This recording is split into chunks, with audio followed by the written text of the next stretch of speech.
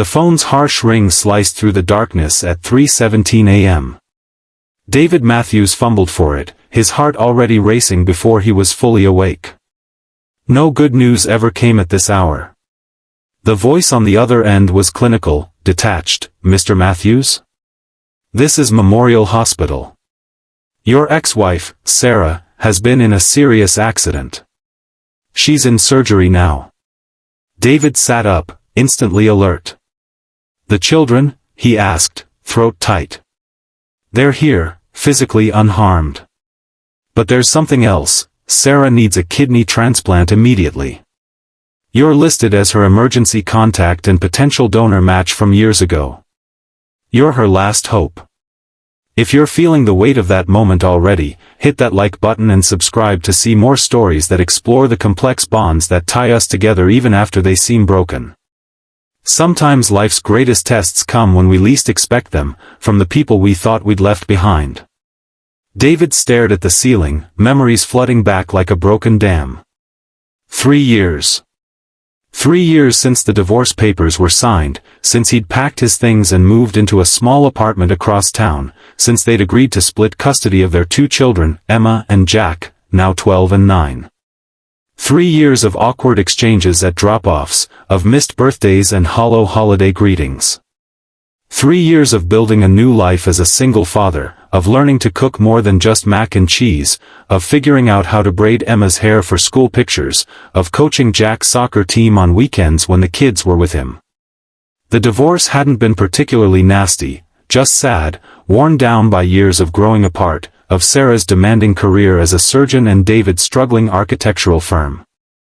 They'd become strangers sharing a home, then strangers sharing children, and finally just strangers. There was no dramatic betrayal, no screaming matches that the neighbors could hear. Just a quiet dissolution, like sugar in hot water, until nothing solid remained between them. David swung his legs over the side of the bed, his mind racing. Sarah needed a kidney. His kidney. The irony wasn't lost on him. She had always accused him of never giving enough of himself to their marriage.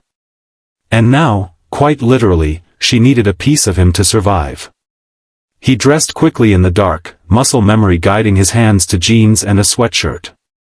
He grabbed his keys and wallet, pausing only briefly to look at the framed photo on his nightstand, Emma and Jack at the beach last summer, their faces sun-kissed and joyful, unaware of the camera. His children. Their children. The drive to Memorial Hospital was surreal, the empty streets gleaming under streetlights, the radio playing softly in the background, some late-night talk show discussing celebrity gossip as if the world wasn't shifting on its axis for David Matthews. He parked haphazardly in the emergency lot and jogged to the entrance, the automatic doors sliding open to reveal the harsh fluorescent reality of the hospital at night. "I'm David Matthews," he told the receptionist, his voice steadier than he felt. "My ex-wife was brought in, Sarah Matthews. Car accident.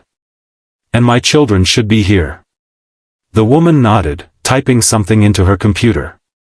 "The children are in the family waiting room with a social worker. Dr. Patel will speak with you about your ex-wife's condition." David found Emma and Jack huddled together on a vinyl couch, both in their pajamas, looking small and lost under the bright lights. Emma's face was tear-streaked, her long brown hair, so like her mother's, tangled from sleep. Jack was clutching his stuffed dinosaur, the one he insisted he'd outgrown but still kept hidden under his pillow. "Dad!" They both launched themselves at him, and he caught them, holding them tight against his chest, feeling their small bodies trembling. "It's okay," he whispered, though he had no right to make such promises. "I'm here now." The social worker, a kind-faced woman named Marissa, approached with 2 cups of hot chocolate. "They've been very brave," she said, handing the cups to the children. "The police brought them here directly from the accident scene." "What happened?" David asked, keeping his voice low. "From what I understand, your ex-wife was driving home from a late shift at the hospital. A drunk driver ran a red light and hit her car on the driver's side. The children were in the back seat, properly restrained, which saved them from serious injury. Ms. Matthews took the brunt of the impact. David closed his eyes briefly, imagining the scene, the screeching tires, the shattering glass, his children's screams. When he opened them again, a tall man in scrubs was standing in the doorway. "Mr. Matthews? I'm Dr. Patel. Could we speak privately?" David looked at his children, reluctant to leave them. "I'll stay with them," Marissa offered. "Take your time." In the hallway, Dr. Patel didn't mince words. "Your ex-wife has suffered severe trauma to multiple organs. We've managed to stabilize most of the bleeding, but her kidneys were catastrophically damaged. She needs a transplant immediately." "And I'm a match?" David asked, remembering the phone call that had woken him. "According to our records, you were tested 3 years ago when Ms. Matthews had a kidney stone scare. You're a rare compatible match for her blood type and tissue markers. We wouldn't ask if there were other options, but there's no time to find another donor, and her condition is critical." David ran a hand through his hair. "What about the risks? For me, I mean. I have 2 children who need me." Dr. Patel's expression was sympathetic but direct. "The surgery carries standard risks: infection, bleeding, reaction to anesthesia. Recovery would take several weeks, with limitations on lifting and strenuous activity. But kidney donation is a well-established procedure, and most donors lead completely normal lives afterward." David nodded slowly, his mind racing ahead to practical concerns. "My kids, they need somewhere to stay while I'm in surgery. And work, I have projects due." "One step at a time," Dr. Patel said gently. "Do you need time to think about the donation?" Did he? David looked back toward the waiting room, where Emma and Jack sat sipping hot chocolate, their small shoulders hunched with worry. Then he thought of Sarah, brilliant, driven Sarah, who could perform a 12-hour surgery without breaking a sweat, who knew the names of all her patients' children, who had once been his best friend before she became his wife and then his ex-wife. "No," he said finally. "I don't need time. Let's do it." The next few hours passed in a blur of consent forms, blood tests, and hurried phone calls. David called his parents, who lived an hour away, asking them to come stay with the children. He called his business partner to explain his sudden absence. He called Sarah's sister, Jen, who lived out of state, sobbing when he delivered the news. By dawn, David was being prepped for surgery, a hospital gown replacing his hastily chosen clothes, and 4 dripping fluids into his arm. His parents had arrived, ashen-faced but steady, promising to take care of everything. Emma and Jack had been allowed to see him briefly, their goodbye hugs fierce and frightened. "You're going to help Mom?" Jack had asked, his small face serious. "Yes," David had answered simply. "She needs something that I can give her." "Will it hurt?" Emma wanted to know, always the practical one. "A little," David admitted. "But I'll be okay. And so will Mom." Now, as the anesthesiologist prepared to put him under, David found himself thinking not of the risks or the pain to come, but of Sarah. Of their first date, when she'd spilled red wine on his white shirt and been mortified. Of their wedding day, when she'd whispered, "Forever, right?" and he'd answered, "Longer." Of the night Emma was born, when Sarah had looked up at him, exhausted and radiant, and said, "We made a person, David." Can you believe it? They had made 2 people, actually. 2 beautiful, complicated, wonderful people who needed both their parents. And maybe that was reason enough for what he was about to do. "Count backward from 10, the anesthesiologist instructed. David closed his eyes. 10, 9, 8. He didn't remember reaching 0. When David woke, the world was fuzzy around the edges, pain a dull throb in his side. His mouth was dry, his thoughts sluggish. It took him a moment to remember where he was and why. "Dad?" Emma's voice, tentative and hopeful. He turned his head to see his daughter sitting beside the bed, a book open in her lap.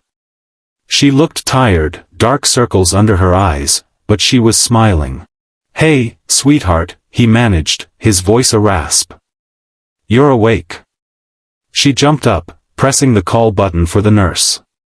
"Grandma and Jack just went to get lunch. They'll be so mad they missed you waking up." "How long?" David began.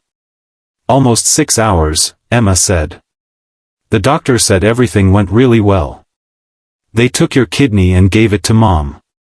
"And your mom? Is she?" Emma's face grew serious. "She's still in the ICU. The doctors say the next 24 hours are critical, but the kidney is working, which is good." A nurse entered, checking David's vitals and adjusting his pain medication.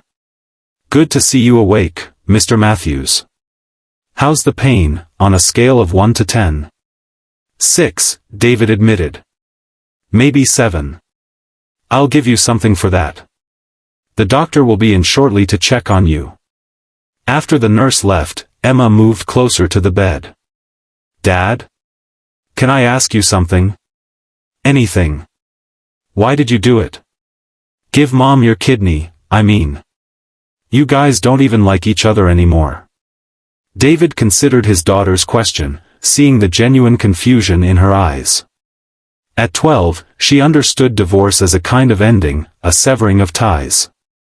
How could he explain that some bonds couldn't be broken by legal documents or separate addresses? "Your mom and I may not be married anymore," he said carefully, "but we'll always be connected through you and Jack. And before we were your parents, we were friends. Good friends. I wouldn't let any friend die if I could help them." Emma seemed to consider this. "So you don't hate her?" "No, sweetheart. I never hated your mom. Sometimes people can love each other very much but still not be able to live together happily. That's what happened with us. Do you think you'll get back together now? Like in the movies?" David smiled gently. "Life isn't usually like the movies, Em. Your mom and I are better as friends and co-parents than we were as husband and wife. But this doesn't change how much we both love you and Jack."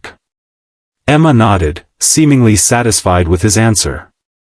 The conversation was interrupted by the arrival of David's parents and Jack, who rushed to his bedside with excited chatter about the hospital cafeteria's chocolate pudding and the cool ambulance he'd seen in the parking lot.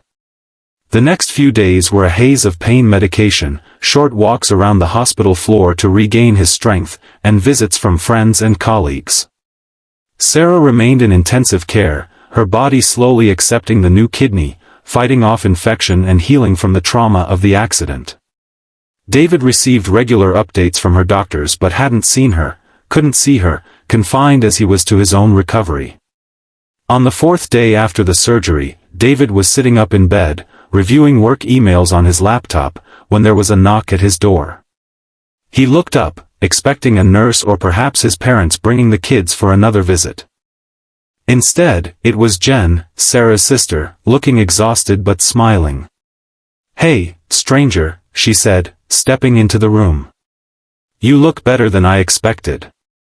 "Thanks, I think," David replied, closing his laptop. "How is she?" Jen sat in the visitor's chair, running a hand through her hair, a gesture so like Sarah's that it made David's chest tighten. "Better. They moved her out of the ICU this morning. She's awake, talking. Asking about the kids. And about you." David nodded, unsure what to say. "What did you say about the woman who once shared your life, who now carried a piece of your body inside her?" "She wants to see you," Jen continued. "If you're up for it. The doctors say you can use a wheelchair to go to her room." David hesitated. He and Sarah had carefully maintained their distance since the divorce, their interactions limited to discussions about the children and brief exchanges at drop-offs. The thought of seeing her now, vulnerable and connected to him in this new, intimate way, was daunting. But he nodded. "Okay. Let me just get ready." 30 minutes later, a nurse wheeled David into Sarah's room on the surgical recovery floor. The journey had been more taxing than he'd expected, each bump and turn sending pain shooting through his side. But as the door opened and he saw Sarah for the first time, his discomfort faded to background noise. She looked small in the hospital bed, her normally vibrant face pale, dark hair limp against the white pillowcase. Tubes and wires connected her to various machines, monitoring her vital signs and delivering medication. But her eyes, those familiar hazel eyes that he'd once known better than his own, were alert and fixed on him as he entered. "David," she said, her voice weak but steady. "Hey," he replied, suddenly awkward.